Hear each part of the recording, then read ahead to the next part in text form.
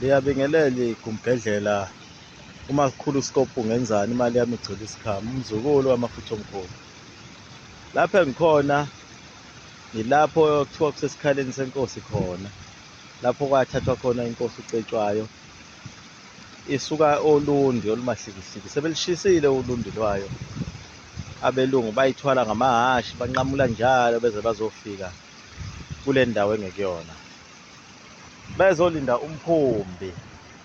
Ngesikhathi sebeyishayile sebeyilalise laphaya ingambethe, sebenqamula ibhishu, banqamula isinene, banqamula konke ney'njobo, bayilalisa kuleya ndawo lapho babeyishayela khona inkosi Ucetshwayo ngakulowo ladonga lapho eyilele khona, eyazi yadatshukelwa yelinye ingisi lase liyimbathisa layiphosela ingubo, lathi ayimbathe leyo ngubo leyo, bese alinde umkhumbi owuzoqhamuka uyoma laphaya ngoba umkhumbi awufiki lapho kunamagagasi khona, uye ume lapha ebudeni, bese kutholakala isikebhe esincane esizolanda abantu beye khona beyogibela umkhumbi.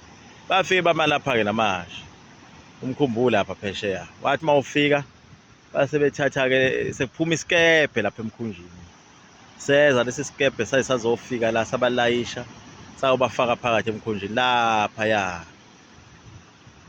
Mase bephakathi umkhumbi sekufanele kuhambe, awukwazanga ukuhamba umkhumbi, wawulokhu uqhwisha nje obala ungayindawo. Kwazi kwaba yiyo inkosi Ucetshwayo okuyiyona eya batshelayo ukuthi ngeke uhambe lo mkhumbi ngoba ekhaya kangibekile, amakhosi akithi iy'nyandezulu zakwaZulu zivimbile, ngeke ziwudedele lo mkhumbi uhambe. Ilapho-ke abatshela khona ukuthi ngicela ningibuyisele emumva ngiyobika. Kwaba khona impikisano enkulu-ke phakathi kwabo laba belungu, amangisi hhayi amabhunu. Amangisi wona asigqilaza kakhulu, amangisi kufanele kucace lokho, ningathwesi abantu abengalenzanga icala nabo banawo wabo amacala. Ingisi leli lalisigqilaza kakhulu, athi-ke ngeke ukwazi ukuyobika ngoba lezi zindlu zenu enikhoshe ngazo nibikela khona amadlozeni lawanika amandla sishise zonke, ngoba abelungu base betsheliwe vele ukuthi izinto ey'nika abantu abamnyama yilezi zindlu zabo abazikhandayo, bayabika bebikele obabamkhulu kuzo bese beyaphumelela. Ingakho ababecebe kangaka abantu kuqala beney'nkomo benayo, ngoba babegcina yonke leyo mthetho engamasiko abo. Namhlanje sesibathola belambile, ney'ngane zabo zihlupheka kakhulu, zibhema iwunga ngenxa yokuthi bayeka ababekunikezwe uNkulunkulu kokuphila. Wathi-ke mase behamba naye bambuyisela emahhashini, kwagitshelwa kwabuyelwa olundi. Bafike bathi uzobika kuphi-ke lapha ngoba sishise zonke izindlu? Wathi ngizobika esibayeni. Baphinde babona futhi abelungu bakubhala phansi ukuthi hawu, kanti nesibaya naso senza okufanayo neqhugwane, sinamandla.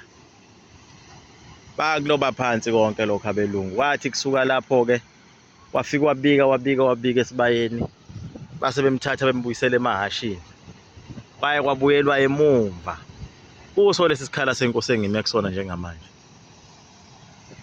Bathi uma befika babuyela emkhunjini, waduma umkhumbi wangena indlela ubheke eSt Helena ngawo Cape Town, lapha bafike bamthumbela khona engakayi kuQueen phesheya kwey'lwandle, ngoba naye uQueen wayefuna ukumbona lo mholi walo muntu onesizwe esinemlingo emikhulu kangaka, okuthiwa umuntu kaNkulunkulu. Liyayibamba lapho igumgedlela. Amen.